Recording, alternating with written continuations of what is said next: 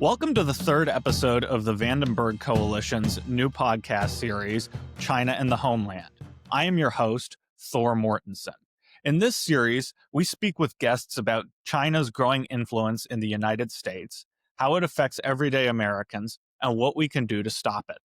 This is an all-hands-on-deck crisis, and we need state governments in on the most critical fight of our lifetime. China has slowly been working its way into all sectors of American life. Most notably, we've seen their influence grow in sectors most critical to our daily lives and to the functioning of the American economy. And it's not just in bouncy ball factories. We find Chinese components throughout America's supply chains. Medications key to the health and survival of our population almost always contain Chinese manufactured ingredients. Critical infrastructure necessary for powering our lives and economy have Chinese components like the solar panels recently found to have kill switches embedded within them.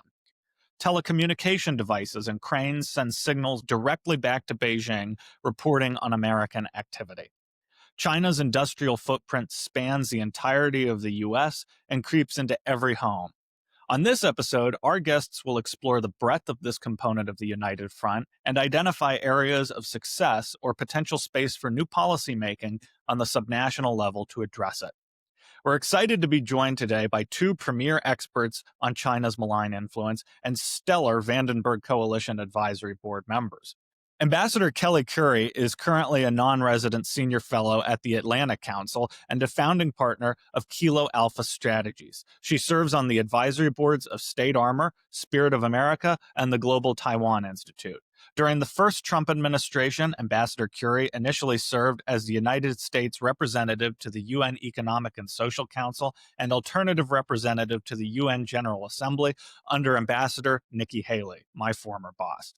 She subsequently served as acting senior official for the Department of State's Office of Global Criminal Justice and ambassador at large for global women's issues. David Feith is a senior fellow at Hudson Institute, where he specializes in U.S.-China relations and technology policy, including artificial intelligence, export controls, and managing dual-use risks. He served in the second Trump administration as special assistant to the president and senior director for technology and national security on the U.S. National Security Council, and as U.S. Deputy Assistant Secretary of State for East Asian and Pacific Affairs during the first Trump term. In that role, he oversaw the offices of Regional Security Policy and Multilateral Affairs and served as a member of the Secretary of State's Policy Planning staff. Thank you both for joining us. We're excited to have you both here to kick off our third episode of this limited series exploring China's United Front in our United States. So let's start by defining what we mean when we talk about China's industrial foothold. I'll go ahead and ask each of you to quickly describe what industries and products China is most concerned with involving itself in and what its rationale is for doing so. And if you could, please translate what that means for everyday Americans who will be listening to this podcast. We'll go ahead and start with Ambassador Currie and then go to David. Well, thank you, Thor. And it's always a pleasure to work with the Vandenberg Coalition. And to me, it seems that China is really focused in the United States on our most bleeding edge industries. They are looking at where our researchers, where our leading companies, where our startups are making advances across the sectors listed in the Made in China 2025 plan that was launched by Xi Jinping in 2015. There are 10 industries that they've identified as the most important. I'm sure David can rattle off the list much more quickly and easily than I can, but they include things like quantum computing, robotics, and all of what you would think of as the most cutting edge. But they also include things like biopharmaceuticals, and so that's kind of the tech basket. Also, because China has huge challenges with food security, they are very, very interested in the agribusiness space, especially technology around agribusiness, whether it's seed technology, genomics in the agribusiness space, how we scale agriculture all of these things are really of great interest to the party state because of their own challenges with food security inside China. And then the other thing in terms of critical infrastructure, and I don't think people always think about, food as critical infrastructure, but it is. It's really, we can't do anything if we don't have our food secure, our food supply secure. And then, of course, the actual hard infrastructure of the United States. This is a much more kinetic aspect where we're looking at water, energy grid, telecommunications grid. And so all of those things that make society function in our country, the Chinese have a very deep espionage interest in those. So you have their economic interest, you have, kind of they're interested in everything. As Stephen will probably agree, but those are, I would say those are the sectors where they're the most active. I'm sure I've forgotten something, which is why we have David. Thanks, Kelley. Go ahead, David. Sure. I think Kelley captured it well. China and the Chinese Communist Party government invests in the United States and, by the way, around the world for purposes of strategic leverage. Some of those investments are in the sorts of future technology areas that Kelley pointed to, because Beijing wants to be strong and they want to be capable of having future strategic leverage in all kinds of emerging technology areas that are assumed, generally both by China and the United States and our allies, to be the commanding heights of future global economic power and national power. And so that's AI and quantum and other areas that Kelley has pointed to. But it's also crucial that the leverage that they have in mind is the sort of leverage that they have already, unfortunately, been able to accumulate, as we have been generally far too little attentive over the years in critical supply chain areas. And that's critical minerals that feed into all sorts of important commercial and industrial and strategic and defense applications. It's pharmaceuticals. It's increasingly foundational semiconductors. That is not the most advanced semiconductors that are mostly made in Taiwan, but it's the foundational semiconductors that are actually the most ubiquitous across our economy, across our daily life. China wants to increasingly dominate the production of those, and on current trajectory, they're doing pretty well and will be in a very strategic position of leverage and strength by the end of this decade, unless we reverse that. One way to think about it is that in call it, pure strategic terms, like with respect to China's willingness to use, state power, espionage and intelligence authority, they're carrying out preparations for war with efforts like Volt Typhoon and Salt Typhoon. That's been the really bracing warning out of U.S. and allied intelligence and law enforcement and cyber authorities over the last few years. It's that China's 15 plus year record of really devastating commercially driven cyber intrusion has transitioned to also now having preparation for war, for sabotage in crisis or conflict across our telecom grid and other critical infrastructure. And that's what is really very significant about the Volt Typhoon kind of developments of the last 2 years, roughly. And then in commercial and sort of industrial trade terms, China wants to be like a kind of super OPEC, a single country with the ability to control the critical inputs for the modern economy that the United States and countries all around the world will need going forward. It's not just oil, and it's not, a dozen or more countries who constituted OPEC, going back 50 years. It would be even more central control over key supply chains, and it would all be in the hands of the Chinese Communist Party. That is quite clearly where they're driving.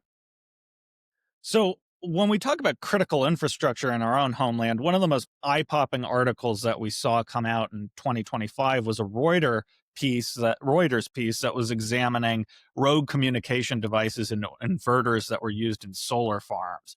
So the previous administration under President Joe Biden it seemed that they're saying was green is good, go with green at all costs, right? Um, but we're now seeing China exploiting those technologies in solar farms and other pieces of critical infrastructure. So I'd like to explore, David, if we can, how we can ensure that these pieces that are so integral to our own energy that we're creating here at home are secure from malign influence and not corruptible by the Chinese Communist Party in our own soil. Sure. Well, the power grid risk uh, of inverters, which was highlighted in a very good Reuters piece, I think back in May, also a good Washington Post piece in the last few weeks, is very important. And I think especially so in the way, Thor, that you've pointed to, which is that especially depending how kind of energy politics evolves around the world, China's place in as such a major provider of inputs into green technologies will be especially uh, valuable for them and dangerous to other countries and their sovereignty, to the extent that the United States and other countries, embrace, typically by government regulation, a preference for these green technologies. Ones that China has been clearly positioning to have particular leverage in for years. I would just add, though, one really unusual area of additional China related national security threat that relates to our power grid and has been uh, really notably underappreciated now for years, which is the role of Chinese built crypto mining data centers full of Chinese made crypto mining equipment, hardware, that are in many places all across the United States, and that not only provide the ability for remote access for uh, for actors back in China to use these platforms, which are essentially like large data centers, for intelligence and surveillance purposes, which is bad enough. But what actually makes these crypto mining data centers all across the United States so especially concerning as a national security matter is their connection to the power grid, which is that these crypto mining data centers have a unique ability to sabotage our power grid because they draw so much energy and they can power themselves up and down with such almost instant speed that they can generate what are called oscillation events that basically paralyze the grid across large geographies. That is a kind of power grid threat that is not seen anywhere else, as far as I know. It's in many ways more acute than the general distribution of Chinese made power inverters across the power grid, although that is a major problem too. But the ability of these crypto mining data centers to basically have a power draw on the grid that is akin to, uh, steel and aluminum smelters. But unlike those smelters, they don't take 2 or 3 days to power down in a way that the grid can absorb. They can be powered down in 2 or 3 seconds. And that can generate an ability to sabotage the grid, including near critical infrastructure and near US military infrastructure, that is unique to these crypto mining data centers. And China has a more than 90% market share in this crypto mining hardware. This is a problem that has popped up really over the last 5 years, especially in the United States. It's fairly novel. It's really poorly understood, and it is absolutely essential to understanding in the context of the power grid and our national security threats that derive from China dependency. And this is, I mean, if I can just add to that, Please. I think that you see with things like this, crypto mining is illegal in China. So they specialize in a technology that is illegal, technically illegal in China, export it into the United States and weaponize it. This is not unusual in what we're seeing in terms of, you can relate, you can, analogize this across to TikTok, to other things. But I mean, this also shows I think we should have learned this lesson with Huawei, right? Back when we were doing 5G, and during the first Trump administration, Dave and I both worked on this, and trying to explain to states and localities and people who are responsible for power grids that yes, Huawei is coming in and telecommunications infrastructure. That yes, Huawei is coming in with these cheap and very sophisticated, very good 5G platforms that you can use, and they're underbidding everybody else and destroying markets, which is another favorite Chinese technique.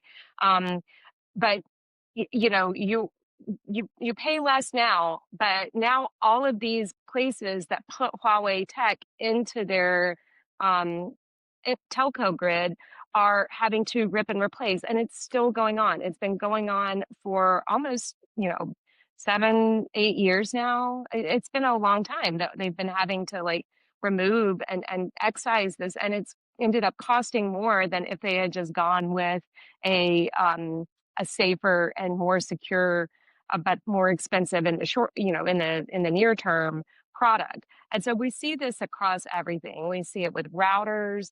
We see it with anything that connects to the electricity grid, anything that connects to the telecommunications infrastructure is a point of vulnerability. And because we have allowed our, that space to be hollowed out and those markets to be destroyed by China in terms of the products, whether it's solar. I mean, solar is an industry that we invented in the United States, and we just allowed China to steal and undercut and subsidize and use forced labor, use slave labor to build solar panels. And we didn't stop the import of those products in a way that was meaningful. And now we're dealing with the consequences of it with these inverters.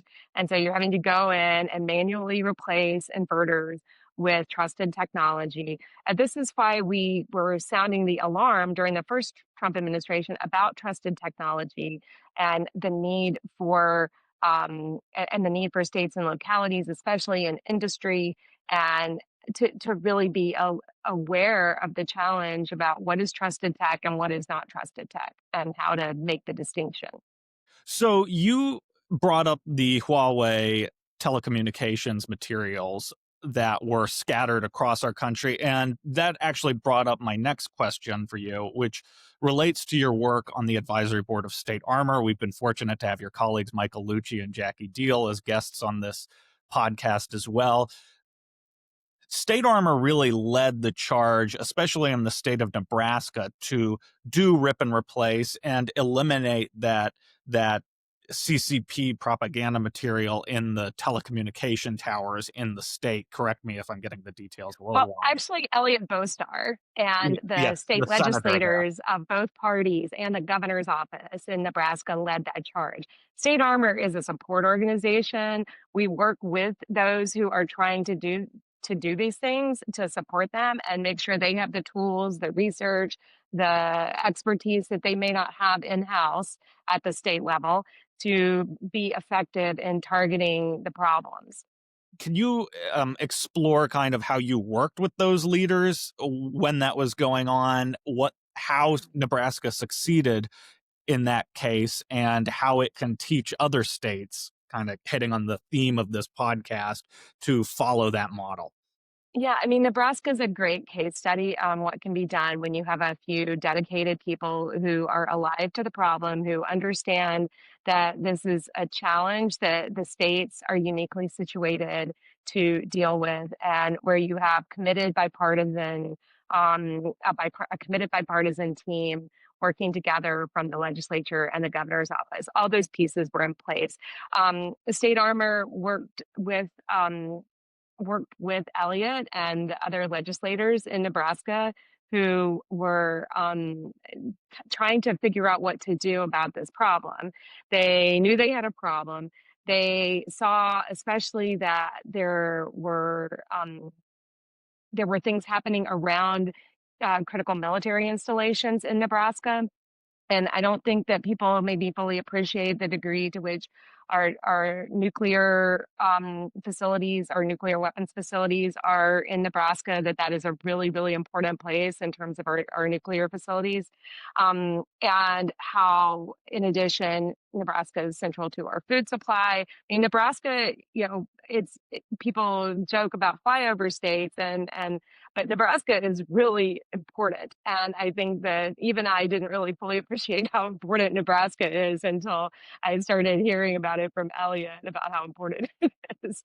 But it's really amazing when you have a team like that at the state level, because they can just do things. They can get things done. So they were trying to pass, I think their first piece of legislation was a land bill. And so we were working with them. And we also said, look, that's great. You need to do the land bill, of course. The land and real property stuff is very important. But these are all the other wraparound things that you might want to think about. And so we had people like Brian Kavanaugh, who is an expert on critical infrastructure, come out and talk to them. I testified, I think, on education security, on research security in the education committee. Jackie, we all went out and it's very demand driven, right? The states decide what they want to work on, and then we, crowd in with resources. So it really is a great model, because we have some, the State Armor has draft legislation that's available that can be customized for the states based on what their needs are. And and then they also provide great ideas as well. And so it's a really lovely virtuous circle in terms of how we are working with them. I cannot stress enough how great it is that they are able to move so quickly at the state level. It really, they get an idea, and within a year it's in law. And it's, sometimes within 6 months it's in law. And, we do a lot of prep work before, like right now we're doing a lot of preparatory work for the next legislative session. And it's trying to, we just had Elliot here in Washington to do a little bit of planning, and we're working now to help get them more networked across the states, the folks who are working on these things, to link them up better so that they can work with each other and really help support each other. But this is a totally demand driven process by the state legislators. And in most cases, it's like one or two state legislators. So often they served in the military, or they had some experience in higher office or in an executive branch that caused them to see the problem and want to find solutions. And so we just work with them to help them find the most effective solutions and then get them across the finish line. David, Kelley alluded to something that you have a lot of experience in and went on to 60 Minutes back in October to discuss in detail, and that is the farmland acquisition we keep hearing about China pursuing across the country in the American heartland. And most concerningly, nearby military installations. Can you talk a little bit about what's going on there, what the role of both the federal and the state governments are in that case, and why we should be concerned about that when it comes to our national security and our food security, which has come up in this podcast? Sure. Well, I think Kelley put it well, and this is a particular area where the non-reciprocity in the U.S.-China dynamic is most striking. China would never allow us to have anything like the ownership and access and critical infrastructure, sabotage ability, and really, military crisis and conflict preparedness capability that the Chinese Communist Party has across the United States. This is an enormous concern. It's the kind of thing that I think U.S. policy and American voters never would have stood for during the Soviet Cold War. But of course, that was in a different time when we hadn't, established globalized economic and trade and capital flow relations with countries all around the world, including our main national security adversary. The China case is a different story. And so the question is, just how bad is the Chinese land ownership and sort of sabotage access problem, and what policy instruments do we have to address it? In terms of the breadth and severity of the problem, it's severe and still so far only getting worse. You mentioned, Thor, some of the particular land assets near critical military facilities. There was some very good reporting initially in the Daily Caller about 2 months ago about the Chinese-Canadian couple with fairly substantial apparent ties to Chinese intelligence that just happens to own the RV park that directly abuts Whiteman Air Force Base, home of our nuclear bomber fleet. The same, basically, kind of unknown, anonymous Chinese-Canadian couple, protected through suspicious layers of shell companies, owns other RV parks and other real estate assets elsewhere in a few places in the U.S., including in Michigan, that have some also apparent proximity to sensitive sites. But the Whiteman site really stands out, partly because, for example, the kind of threat that we have in mind here is not just theoretical anymore. Even as a theoretical matter, it's a fairly strong one. It's obvious that we wouldn't want to find ourselves in crisis or conflict with an adversary like the Chinese Communist Party if actors subject to Beijing's control have the ability to use land and assets and tech platforms proximate to our sensitive military sites against us. It's not a hard theoretical case to make, but it's also not a necessary theoretical case, because we've all seen instances like 6 months ago when the Ukrainians used, I think, a single, maybe two containers on the back of a truck, which they were able to truck deep into Russia, open and release from the containers swarms of autonomously controlled drones that were able, fairly impressively, to destroy and disable much of the Russian nuclear bomber fleet when it was parked on the ground. Which is to say, to carry out an operation, which the Ukrainians called Operation Spiderweb, akin to exactly what the access next to Whiteman Air Force Base could allow to a hostile Chinese operation. That sort of threat is present and is really severe. It's present not only at Whiteman, but really all across the country in sensitive places that have been exposed, in some cases by organizations like State Armor. The America First Policy Institute over the last several years has spent a lot of time on this farmland issue. But I think it's also worth noting that so far in the first year of the second Trump administration, we haven't yet seen much policy attention out of Washington, out of the Treasury Department and others who would be responsible for strengthening federal investment restriction policy around these areas. We had the publication early this year, early in the second term, of the so-called America First Investment Policy Memo, signed out by the president. This was something I happened to work on. Since that was published, though, in February, there has not been an enormous amount of follow-up from the administration, either on the inbound investment restriction policies that memo called for. This would be things like expansions to the so-called CFIUS process. That's the Committee on Foreign Investment in the United States, led by the Treasury Department, or on some of what the America First Investment Policy Memo called out specifically with respect to farmland.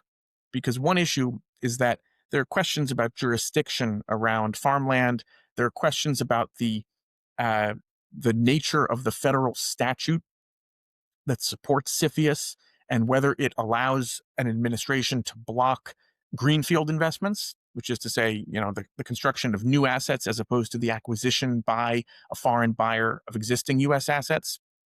These are extremely important areas of kind of policy expansion and policy tightening that we need to see out of an administration or the Congress.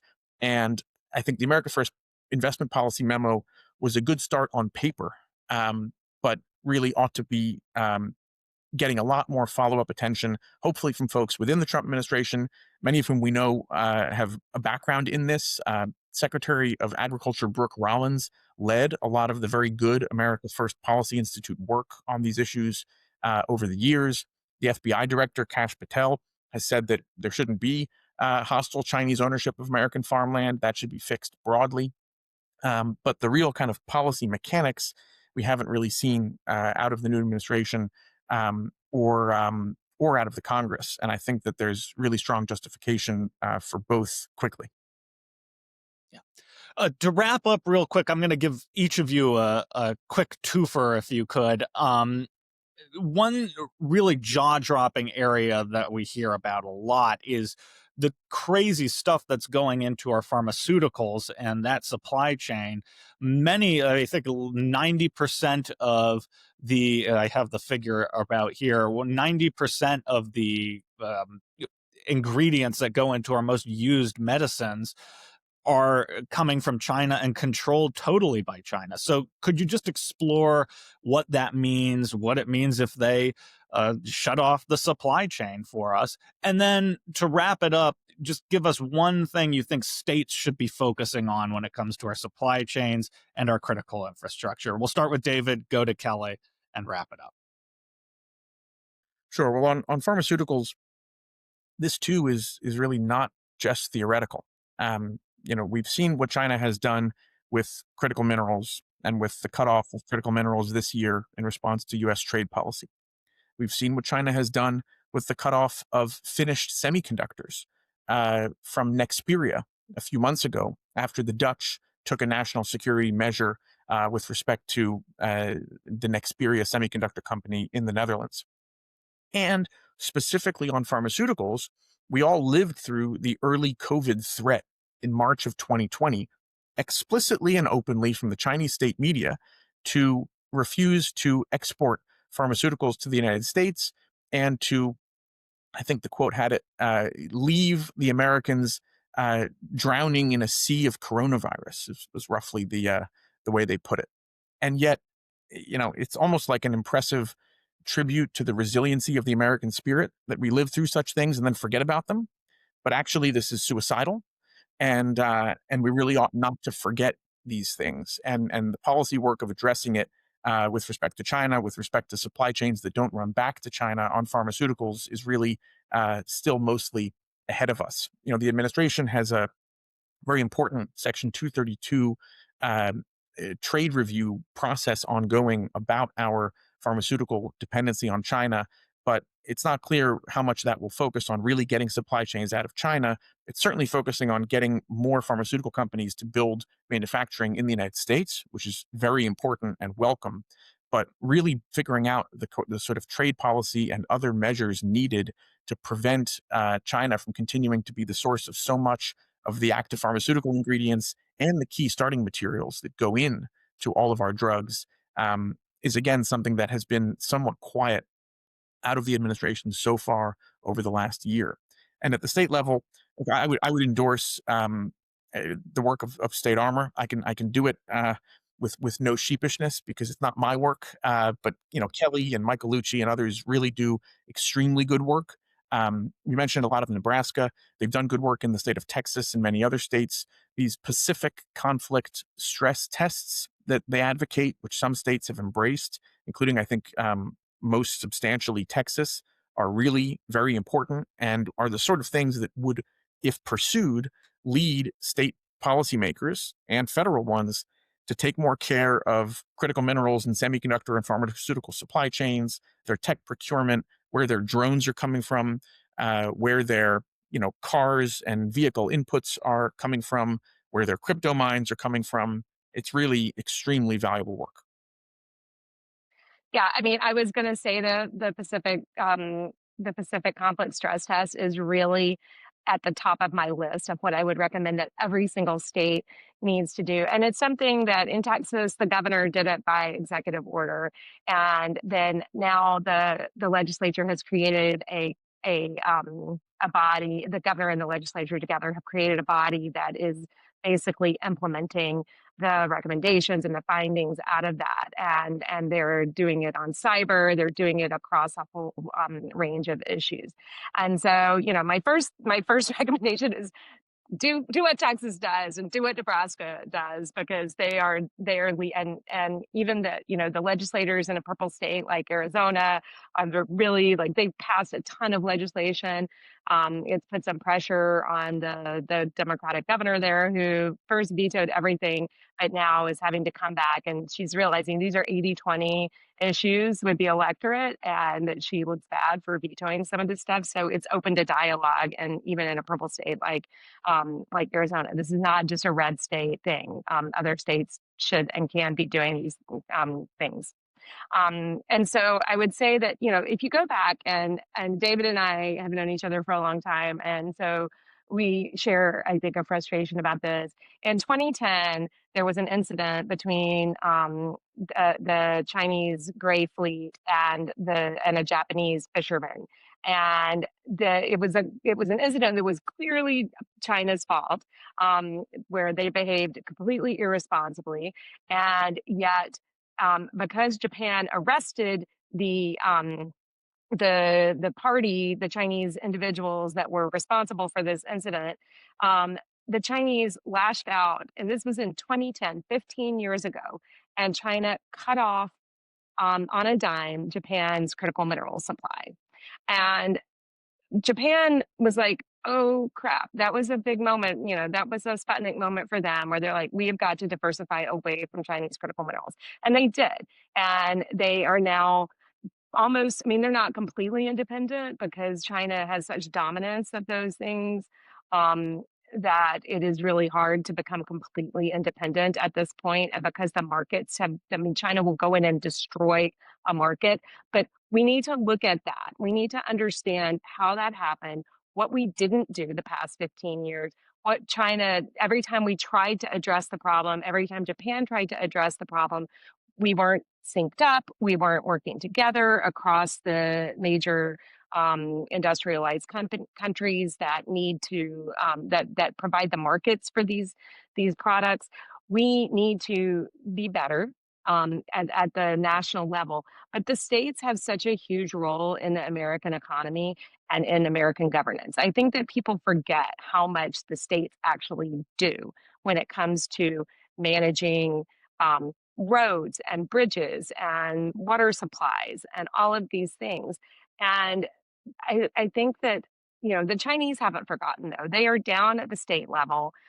So I think one of the most important things, in addition to the Pacific Conflict Stress Test, that you can do is we need to jujitsu the situation. We need to use the state. Right now, the states present a point of vulnerability across our system. We need to flip that on its head, so that the states are points of resilience across our system, and that they are providing that first line of defense against the malign activities that are coming at us from our adversaries.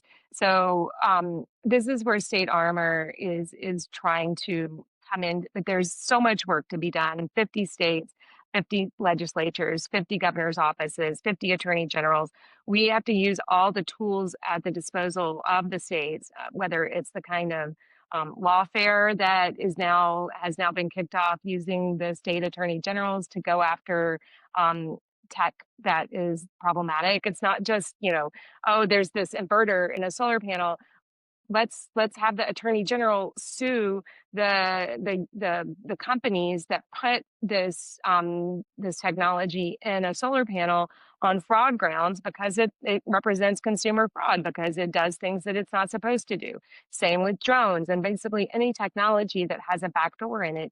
The state attorney generals can use their state consumer fraud tools. We've got to use our system, the strengths of our system, transparency, the foreign agent registration at the state level. Nebraska's model is far and away the best, and everybody should do what Nebraska does, and raise the cost for I mean, if they can't come in and influence our state legislators and our governors, then it makes it harder for them to carry out the kinds of things that they want to do. So, or if we're just using transparency to make it clear what is going on and then let the people decide. I think that we've got to think about what are the strengths of our system and how do we use those to raise the cost to the bad actors that want to do us harm, to our real adversaries. And and once states start to think like that, once they start to develop that mindset that they are part of the solution, then there's no limit to how strong they can help build the foundation so that we are able to resist in, God forbid, the worst case scenario. Well, David Feith, Ambassador Currie, thank you so much for your time. We took our first guest in the first episode, Michael Sobolik, to Michigan to testify on some of these issues, and the compliment that the legislators kept giving was that he scared the hell out of them. And I think I will give you two the same compliment for our audience. It's an important discussion we had today, and I very much appreciate you taking the time. Thank you both. Thanks, Thor. Thanks.